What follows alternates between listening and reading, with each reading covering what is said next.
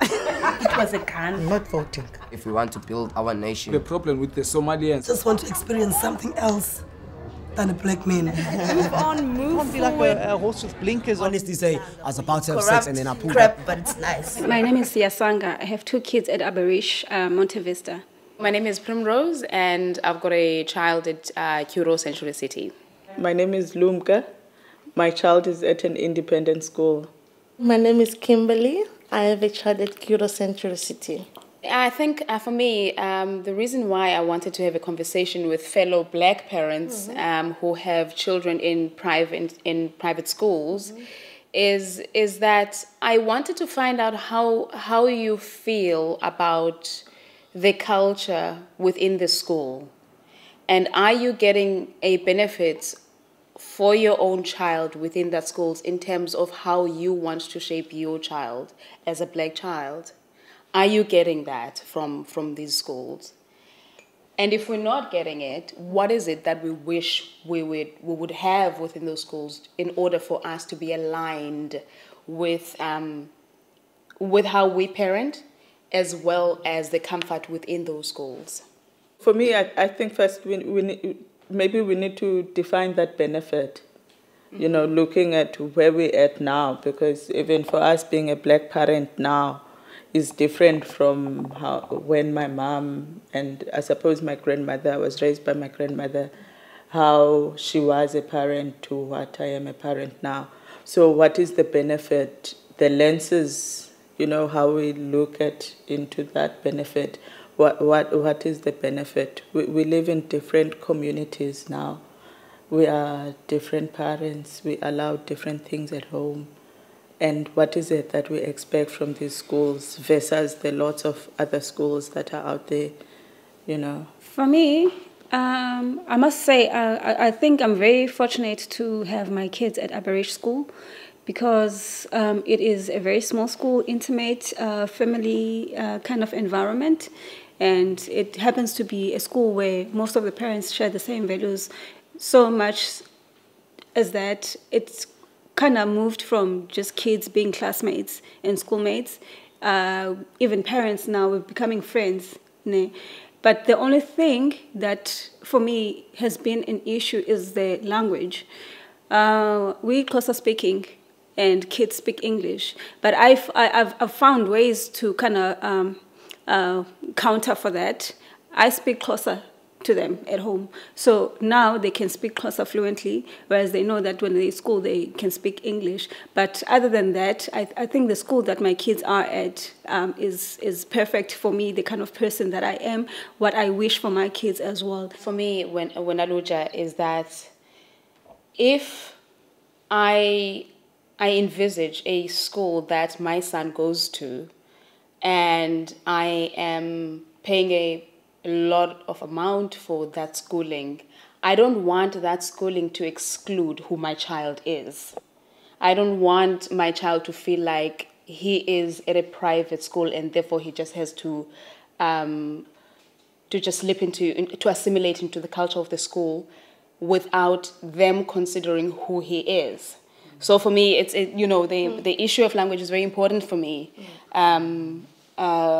The issue of the fact that the culture has to be influenced by the people who go into the school, because essentially that's who we are. We are the parents of those kids. So for me, that's what I'm grappling with, I think. Do you know, even now, if a child fails Afrikaans, you fail the grade.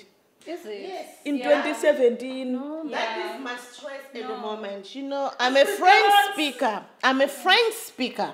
And you know what, Mlumka? I'm a French speaker. So I have to hire a new tutor to help my daughter with Afrikaans, which I'm doing it now. At home, we speak French. My kids speak French and English. So when she has homework, we have to go to neighbors, doors to doors. Please, can you help us? As for me, it's too embarrassing, you know? You cannot be disturbing people all the time. It's not reliable. No, that is where I'm standing now. I say, God, if my daughter can fail Afrikaans, so I'm in trouble. Yes. I don't think the Afrikaans thing is a school thing. It's a government thing. You know, yes, it is our government, our ruling party policies and practices and implementations. Yes, you need two languages. Something that happens with all the schools, though? I don't think so. No, man. You need two languages, Yeah, ne? you do. And what is in Curo's control is that second language is forced. You know, it's not like you choose any second language, but you need two languages to get to the next grade. And they only so do if they only do that, I spoke to the principal. They can't find Xhosa speakers, you know, because Curo. How ridiculous is that, though? How ridiculous is that? No, but I mean, in general, this is South Africa, this is Cape Town. A lot of people speak Xhosa. A lot of Xhosa are speaking teachers. They're just not working hard enough to find them. But I think with discipline, it's quite hard because your priorities for you as a mother, for a child, there are things, like you said, that are not negotiable. You know, when it comes to things like schoolwork, he knows what he has to come home and do. He has to read every day. He has to do a little bit of schoolwork. He has to eat. He has to wash. That's it. That he must just do that. And everything in between. And if he's being silly here, and it's my discretion. Yeah. But I also do have like a threatening voice. I'm gonna call your father. Okay. Yeah. If you don't want to do this easy way, then you're gonna have to deal with him.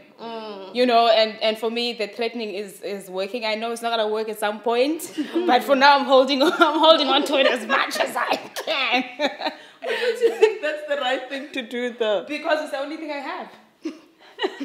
I don't have anything else. Otherwise, because I'm trying to spare the rod, but I don't want to spoil the child either. So, Don't spare the rod. yeah. I don't. They know there is in East London. We here, Mommy's here. They will have to listen to Mommy. What Mommy says goes.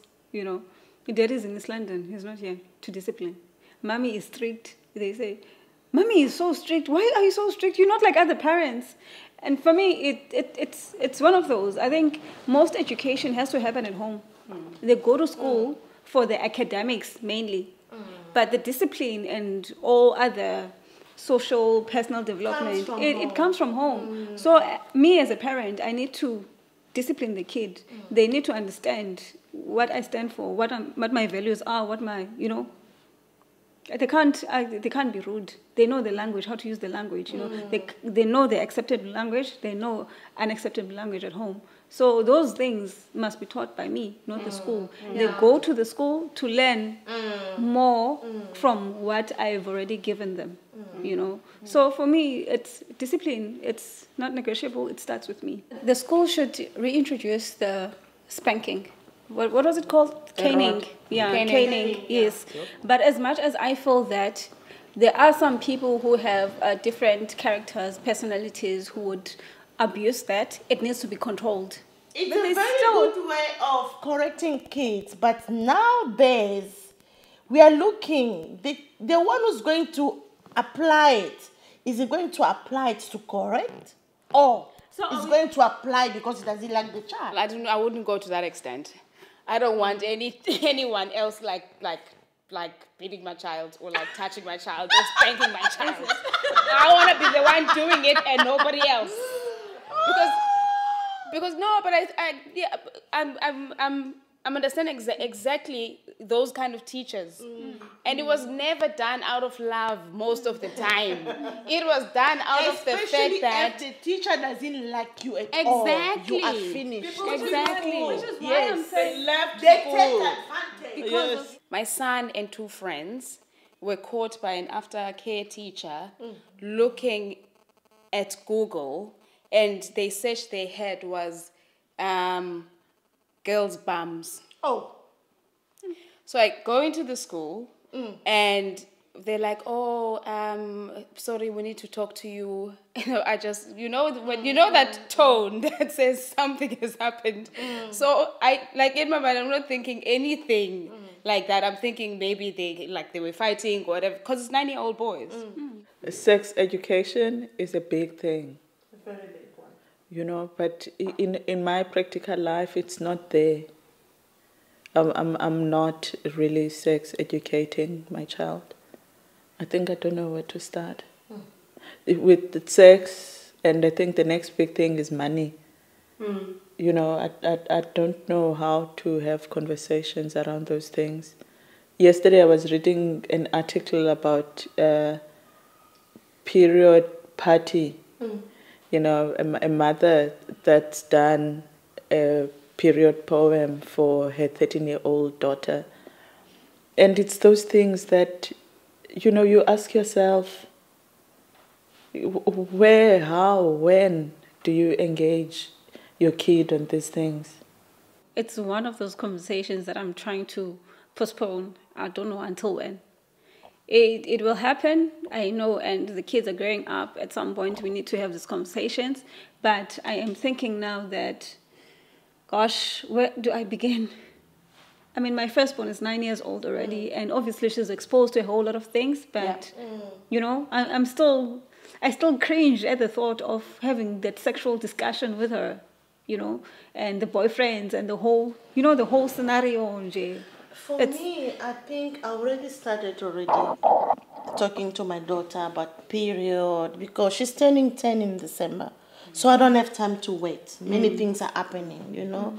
So I already started with a list. Be ready, maybe in 2 years' time, you will be having period. And be careful, don't play with boys. This is what's going to happen to you. What did you say? What's going to happen to her? Pregnancy or this HIV today, you know? Yes. He said, don't let any boy touch your body. Anyone touch your body, let me know. My girl and her best friend, so they were talking about love and boyfriends and girlfriends. This was just like a month ago. And I'm thinking, okay, so they do have this conversation on their own. I wonder how much they know and how much they don't know, you know. So I think, Lucha, to answer your question is that it begins now, is that why is it that you're interested in girls' bums? Shouldn't you be doing something else? And if I'm saying that he shouldn't be interested in girls' bums, why I must tell him why it's not important for him right now, because it's got a lot of things to do. It's got sports, he's got to read, and quite frankly, it's rude for you to be Googling girls' bums while you're supposed to be reading and doing your homework. Firstly, it's unethical for you, so you can't actually do that. And besides, what are you going to do with girls' bums anyway? My dream is to be a successful woman and to be a role model mother to my children. My dream is to have my child understanding that he can talk to me about anything, and that he won't be ashamed of anything that ever happens to him. My dream is big. My dream is to be the best parent that I can ever be to my kids, to be a role model. And obviously, I'm working on some entrepreneurial ventures to be successful at those. Yazi, you should ever sit and talk with people, or else take a walk and create a straight talk. Talk what is nice, it will make you feel stronger. Listen what is right and say what is wrong.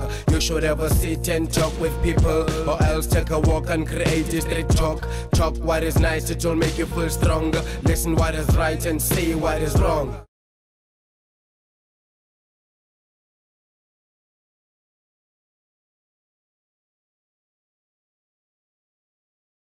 I think for me, the reason why I wanted to have a conversation with fellow Black parents who have children in private schools is that I wanted to find out how you feel about the culture within the school, and are you getting a benefit for your own child within that schools in terms of how you want to shape your child as a Black child.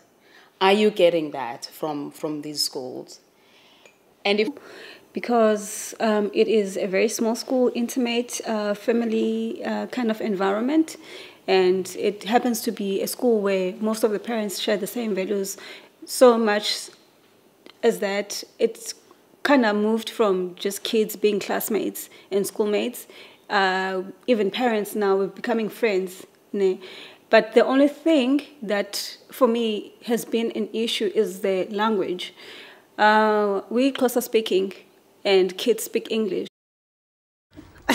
It was a gun. Not voting. If we want to build our nation. The problem with the Somalians. Just want to experience something else than a black man. Move on, move Be like forward. a horse with blinkers on. Honestly say, I was about to have sex Corrupt and then I pulled crap, up. but it's nice. My name is Siyasanga. I have 2 kids at Aberish, Monte Vista. My name is Primrose, and I've got a child at Kuro Central City. My name is Lumka. My child is at an independent school. My name is Kimberly. I have a child at Kuro Central City. She was a parent to what I am a parent now. So what is the benefit? The lenses, you know, how we look into that benefit. What is the benefit? We live in different communities now. We are different parents. We allow different things at home. And what is it that we expect from these schools versus the lots of other schools that are out there, you know? For me, I must say, I think I'm very fortunate to have my kids at Aberish School. If we're not getting it, what is it that we wish we would have within those schools in order for us to be aligned with how we parent, as well as the comfort within those schools? For me, I think first maybe we need to define that benefit.